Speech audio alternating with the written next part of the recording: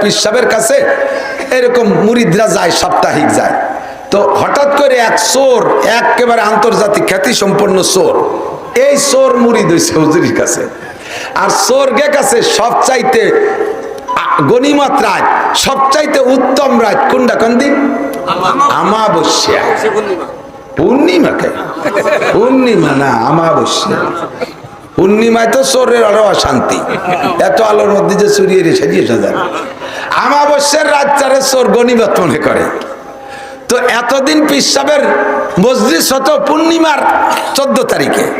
এই চোরটা মুড়ি দেওয়ার পরে হুজুর তারিখ পাল্টা দিচ্ছে আমাবস্যার রাত্রি উনার মজলিস,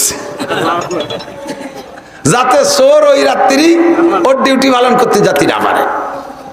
এখন স্বভাব একবার বনে গেলে তাতে ফিরে আসা কঠিন। চোর রে হুজুর বলছে তুমি প্রত্যেক এই আমাবস্যার রাতে আমার এখানে মজলিস হয়, তুমি আমাবস্যাতে আসবা।